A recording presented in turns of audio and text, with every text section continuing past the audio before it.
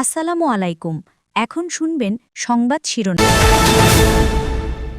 ব্রাহ্মণবাড়িয়ায় একটি মাদ্রাসার ৭ শিক্ষার্থী সহ ৮ জন অগ্নিদগ্ধ, ভর্তি করা হয়েছে জাতীয় বার্ন ইনস্টিটিউটে। আক্রান্ত রোগীর সংখ্যা উদ্বেগজনক হারে বাড়ছে সিরাজগঞ্জে। আক্রান্তদের বেশিরভাগই সমকামী ও কুষ্টিয়ায় সিভিল সার্জন কার্যালয়ে নিয়োগ পরীক্ষায় অনিয়মের আলামত পেয়েছে তদন্ত কমিটি। আরএমও সহ দুজনকে জিজ্ঞাসাবাদ। রাজবাড়ীর কালুখালীতে সরকার নির্ধারিত মূল্যে মিলছে না সার, বিপাকে প্রান্তিক কৃষক, ডিলারদের বিরুদ্ধে সিন্ডিকেটের অভিযোগ। আসসালামু আলাইকুম। এতক্ষণ শুনছিলেন সংবাদ শিরোনাম, এখন শুনবেন সংসদ নির্বাচনের দিন ছাড়া গণভোটের সিদ্ধান্ত কোনোদিনও মেনে নেবে না বিএনপি। জাতীয় ঐক্যমত্য কমিশনের সুপারিশের প্রতিক্রিয়ায় সংবাদ সম্মেলনে একথা বলেছেন দলটির মহাসচিব মির্জা ফখরুল ইসলাম আলমগীর। দুপুরে বিএনপি চেয়ারপারসনের গুলশান কার্যালয়ে সংবাদ সম্মেলনে তিনি অভিযোগ করেন, ঐকমত্য কমিশনের প্রস্তাব জাতির ওপর চাপিয়ে দেওয়া হয়েছে।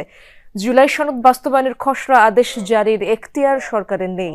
বিএনপি মহাসচিব বলেন, কমিশন রাজনৈতিক দলগুলোর গণতান্ত্রিক অধিকার আমলেই নেয়নি। মির্জা ফখরুল বলেন, সময় ও নির্বাচন অনুষ্ঠানের জন্য বিপুল অঙ্কের ব্যয়ের বিবেচনায় সংসদ নির্বাচনের পূর্বে গণভোট অনুষ্ঠান অযৌক্তিক। একই সংবাদ সম্মেলনে দলটির স্থায়ী কমিটির সদস্য সালাউদ্দিন আহমেদ বলেন, ঐকমত্য কমিশনের সুপারিশে অনৈক্য সৃষ্টি হয়েছে। সংবিধান সংশোধন সংক্রান্ত বিষয়গুলো কার্যকর করার উদ্দেশ্যে সরকার জুলাই সনদ সংবিধান সংস্কার বাস্তবায়ন আদেশ 2025 শিরোনামে একটি আদেশ জারি করবে। সরকার এরকম আদেশ জারি করার এখতিয়ার নাই। সংবিধান সংস্কার পরিষদ গঠনের যে প্রস্তাবটা দেয়া হলো এবং সেটা কারা দিল, কিভাবে দিল, সুপারিশে কিভাবে আসলো, তাইলে জাতীয় সংসদ নির্বাচন অনুষ্ঠিত হবে নাকি সংবিধান সংস্কার পরিষদ নির্বাচন অনুষ্ঠিত হবে, সেই এখতিয়ার তো নির্বাচন কমিশনের নাই। জুলাই সনদের স্বাক্ষরিত কপি বদলে দিয়ে বিএনপির সাথে প্রতারণা করা হয়েছে, এমন মন্তব্য করেছেন দলটির সিনিয়র যুগ্ম মহাসচিব রুহুল কবির রিজভী। দুপুরে রাজবাড়ী সদরের খোলাবাড়িয়া এলাকায় জন্মান্ধ গফুর মল্লিকের বাড়িতে যান তিনি। দলের ভারপ্রাপ্ত চেয়ারম্যান তারেক রহমানের নির্দেশে আমরা বিএনপি পরিবারের পক্ষ থেকে গফুরের হাতে নগদ অর্থ তুলে দেন। এ সময় রিজভী বলেন, প্রধান উপদেষ্টা এবং তার গঠিত কমিশনকে সবাই বিশ্বাস করে, কিন্তু সেই কমিশনের মাধ্যমে এমন প্রতারণামূলক কাজ হবে তা মানুষ আশা করে না।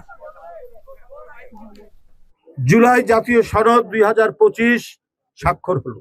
যে কাগজটি যেটি চূড়ান্তভাবে জমা দিলেন ঐক্যমত্য কমিশনের যারা দায়িত্বে আছেন, দেখা গেল যে বিএনপি যেটা স্বাক্ষর করেছে ওই পাতা নেই, অন্য পাতা সেখানে যুক্ত হয়েছে। ডক্টর ইউনূস সাহেবকে সবাই সম্মান করে, তিনি একজন গুণীজন, তার নেতৃত্বে যে সরকার, তাকে তো বিএনপি সহ আন্দোলনরত সব দল তাকে সমর্থন করেছে। তার গঠন করা বিভিন্ন কমিশনের মাঝখান থেকে এই ধরনের প্রতারণামূলক কোনো কাজ হবে, এটা মানুষ আশা করে না। আগামীকালের মধ্যে জুলাই সনদ বাস্তবায়নে আদেশ জারির পদক্ষেপ নিতে প্রধান উপদেষ্টার প্রতি আহ্বান জামায়াতের। দেরি হলে সরকারের ওপর থেকে আস্থা হারাবে জনগণ, বললেন জামায়াত ইসলামীর নায়েবে আমির ডক্টর সৈয়দ আবদুল্লাহ মোহাম্মদ তাহের। বিকেলে এক জরুরি সংবাদ সম্মেলনে এসব কথা বলেন তিনি। একই সাথে সংস্কার শেষ করে ভোটের আগে অবশ্যই জুলাই সনদের আইনি ভিত্তি দেওয়ার দাবিও জানান নায়েবে আমির। বলেন, ফেব্রুয়ারিতেই জাতীয় নির্বাচন চায় জামায়াত, তবে কোনোভাবেই একসাথে গণভোট নয়। জাতীয় নির্বাচনের আগেই গণভোটের দাবি জানান তিনি। সম্মেলনে নায়েবে আমির বলেন, মেজরিটির দলের সিদ্ধান্ত অনুযায়ী ঐকমত্য কমিশন সিদ্ধান্ত নিয়েছে। নোট অব ডিসেন্ট রাখতে গেলে সব পয়েন্ট ধরে ধরে নির্বাচন দিতে হবে বলে মন্তব্য করেন তিনি। কোনোভাবেই আগামীকাল আদেশ জারির ক্ষেত্রে আর দেরি করার কোনো সুযোগ নাই।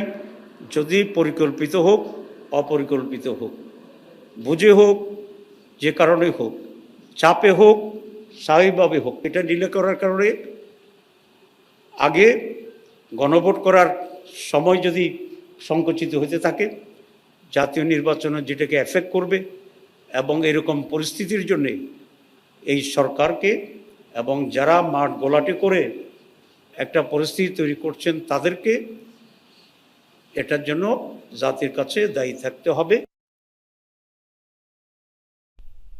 সিরাজগঞ্জের এআরটি সেন্টারে উদ্বেগজনক হারে বেড়েছে এইচআইভি পজিটিভ রোগীদের সংখ্যা গত 6 বছরে সেখানে চিকিৎসা নিতে আসা রোগীদের মধ্যে 255 জন এই মরণ ব্যাধিতে আক্রান্ত। এদের বেশিরভাগই সমকামিতা ও ইনজেক্টিভ ড্রাগ ব্যবহারকারী। আক্রান্তদের বিনামূল্যে চিকিৎসা এবং ওষুধ প্রদানের পাশাপাশি কাউন্সেলিং করানো হচ্ছে। সম্প্রতি দেশের বিভিন্ন গণমাধ্যমের শিরোনামে সিরাজগঞ্জ। দাবি করা হচ্ছে যমুনা নদী তীরবর্তী অঞ্চলটি এইডসের রেড জোন। নিঃসন্দেহে শিউরে ওঠার মতো তথ্য। বিষয়টি যাচাই করতে সিরাজগঞ্জ এআরটি সেন্টারে যমুনা টেলিভিশন। জানা যায়, গত কয়েক বছরে উদ্বেগজনক হারে বৃদ্ধি পেয়েছে ইনজেক্টিভ ড্রাগ ব্যবহারের মাধ্যমে এইচআইভি পজিটিভের সংখ্যা। সমকামীদের গ্রাফও ঊর্ধ্বমুখী।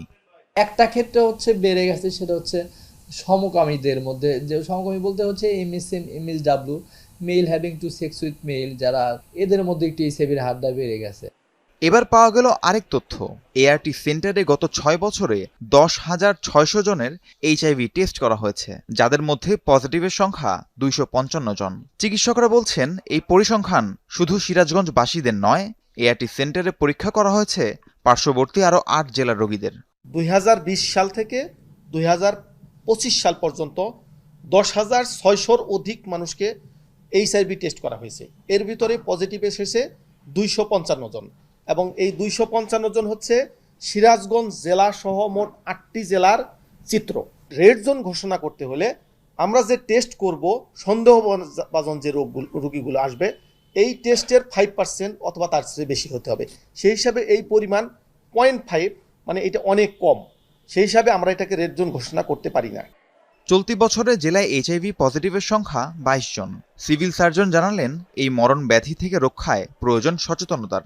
সমকামিতার বিষয়টা, এটা আসলে একটা হিডেন মাস বলা যায়, আইসবার্গ অফ ডিজিজের মতোই। এটা তো আসলে দেখা যায় না, ফিজিক্যালি দেখে বোঝা যায় না কি এটার সাথে ইয়ে করছে। তবে এই বিষয়গুলো আমরা অ্যাওয়ারনেস বৃদ্ধি করব আমাদের স্কুল কলেজ পর্যায়ে, এবং জেলা পর্যায়ে আমরা মাস অ্যাওয়ারনেস বৃদ্ধি করব।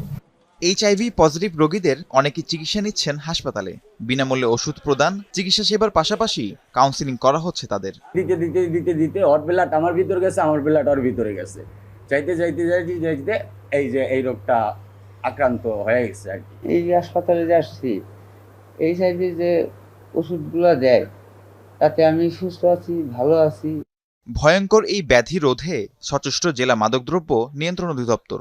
ইনজেক্টিভ ড্রাগের মাধ্যমে রোগটির বিস্তার বন্ধে নিয়মিত অভিযান পরিচালনা করা হচ্ছে। ইনজেক্টিভ ড্রাগের সাথে যারা বেশি জড়িত তাদের আলাদা লিস্ট করে আমরা অভিযান পরিচালনা করা শুরু করেছি। আপনারা কিছুদিনের মধ্যে দৃশ্যমান যে অগ্রগতি আপনারা সেটা দেখতে পারবেন।